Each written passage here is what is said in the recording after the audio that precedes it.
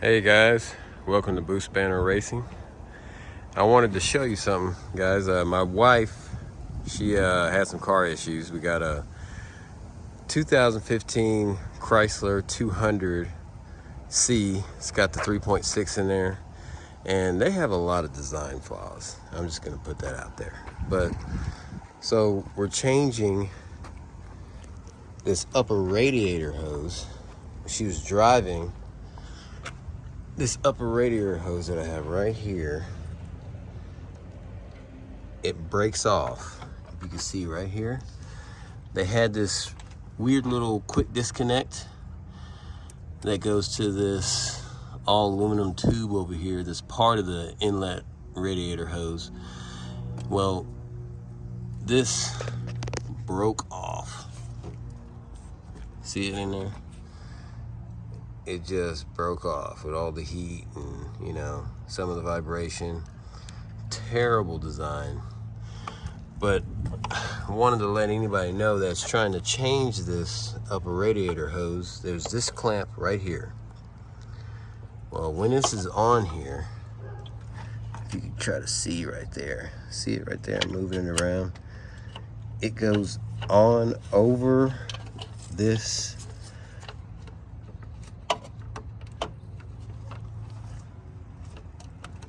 fitting on the radiator, and it goes pretty far back there.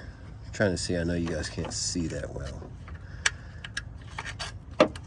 but you have to break this clamp loose. I don't know how else to say it, but I used a flathead screwdriver, a long one, because you got to reach all the way back there. It's very tight space, but this right here clasps over this. This is the type of clamp it is. It just reaches over here and clasps there. So you got to get your flathead or something equivalent to this to go back here and just snap that over top of that little clasp. And you kind of got to pry it back either way, and then you can get this free. So I just wanted to put that on there, and we're putting the new hose on here. It's a mess here. You know, this is an emergency fix. It wasn't like a, oh, let's change the radiator hose.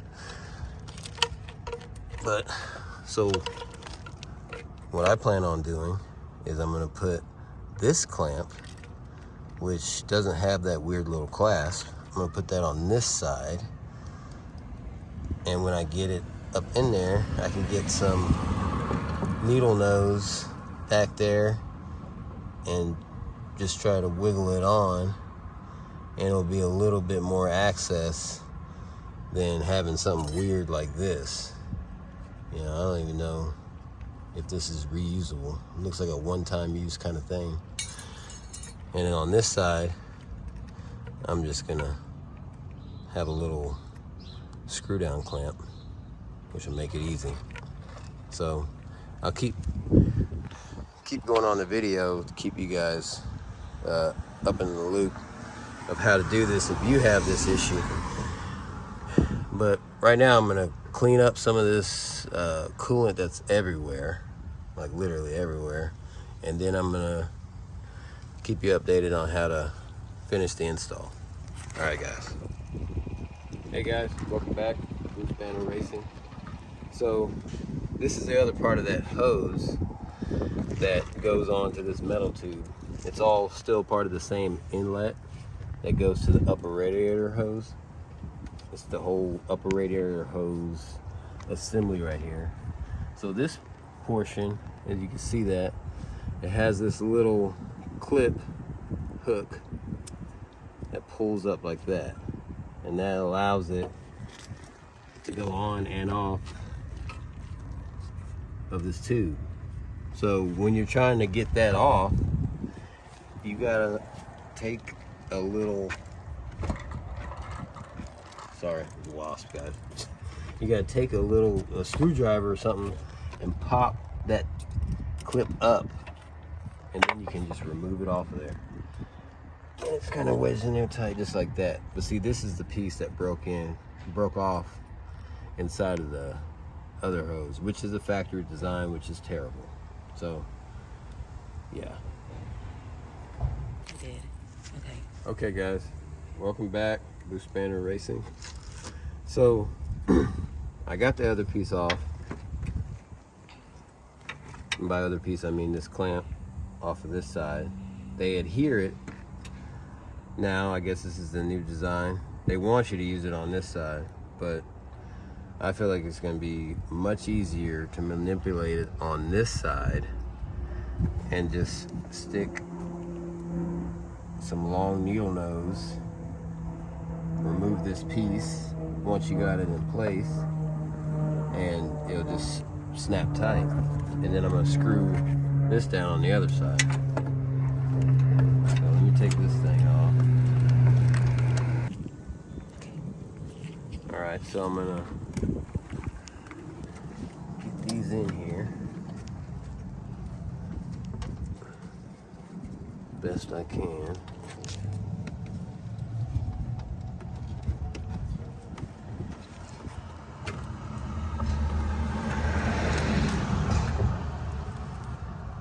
Oh shoot, I hope there's enough room. You know what? Turns out, looks like they did not think that one through. This hose is not long enough, guys. That's pretty terrible. Since they went to this design and removed that quick disconnect, they just gave you the hose without the quick disconnect, but the quick disconnect actually gave you some length to screw onto. So, man, that's kind of crazy. I'm like thinking like, why would you do that? Man. Well, now I gotta go to the auto parts store and find a piece of hose that will fit over there, because that's not enough. All right, I'll let you guys know how that goes. All right, guys, welcome back to Blue Spanner Racing. So I went to get another hose from the O'Reilly's Auto Parts. Just some 90-degree preformed hose. I don't know what it's to. It's just close to the bin that I got. Pretty much the same diameter. Chrysler really left the customers hanging on that. At least the dealerships here, they're saying that they don't sell connectors, period, anymore. They're moving away from that. So it's like, okay, well, then make another hose that fits to sell to all the patrons that have this car. But they didn't do that, so I'm gonna try to finagle this in here.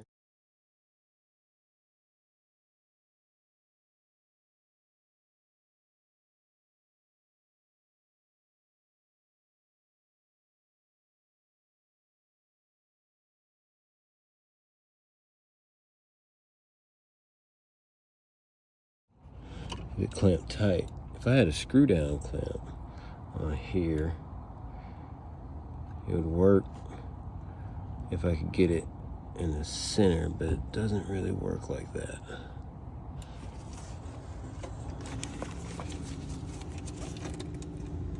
Okay, yeah, guys, this is too difficult to figure out one-handed, so I'm gonna try to do what I can do here with the limited amount of supplies that I got,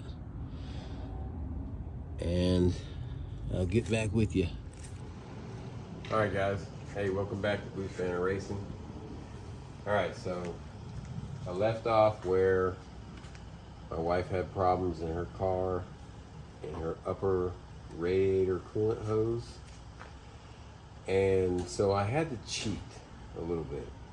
I figured that I could use a different hose or not use that quick disconnect that failed on her car. But it turns out I had to end up using that quick disconnect. Now the dealership, they don't sell this anymore for whatever reason. They pitched it like Chrysler moved away from that, but it seems like they just don't carry it because they just don't want to. I don't know. But when you remove this hose, or any hose with that quick disconnect, it comes as an assembly, which means it's not supposed to be two separate parts. Like, here's the quick disconnect that failed. You can see where it broke right here. Here's the other side of that. So when this is in here together, this band is not removable. It's something that you have to Dremel through or cut through and remove the band, the metal band that's, you know, permanently attached, because it's supposed to be one full assembly. So what I ended up doing, we got another quick disconnect from AutoZone, but I'm not sure if this one is going to be, you know, up to standards, because it's a little different design here, if you can see that. How this is a different type of plastic material. So I'm not sure exactly where these seal, but there's an O-ring back here, and there's some type of O-ring back here, so it might seal. This might be fine. Hopefully we'll never have to find out. What I did for the substitute at the time being was I took that quick disconnect. It was off of a hose that I already previously removed off of her car. It's like a really expensive assembly that goes to the bottom of the coolant reservoir and the bottom of the radiator hose and water pump. But it had one of those quick disconnects in there, so I had to cut that band off. I dremeled it very carefully without going all the way through this rubber piece, and I took off the other plastic quick disconnect and used it for this hose right here, which they sold me this piece without the quick disconnect, which doesn't help anybody. So I don't know why they're doing it like that, but so far it's holding up. There's no leaks. So when you get this from them, they give you this assembly with this like a screw down clamp, but they give it to you flip-flop. Like, they have the other clamp that I used on the other side over here. So I removed that because it's a lot easier to put that over here than it is to keep it here. So if you can see down in there is where I use that old-fashioned style clamp, which they work really well. It's just that you have to be able to access it. So with some long needle nose is how I was able to get that on there without too much trouble. So that's what I had to do, guys. And you know, that took care of the problem, at least, hopefully, for as long as we plan on keeping the car. We'll see what the future holds. But I couldn't just get a hose and any kind of clamp and kind of makeshift that work. It's not that kind of assembly. Unfortunately, they got it designed to where it only works best with this style quick disconnect. So anyways, that finishes up the video with for the upper coolant hose. And you know, I'll keep you guys posted on any other maintenance that we got to do on this Chrysler.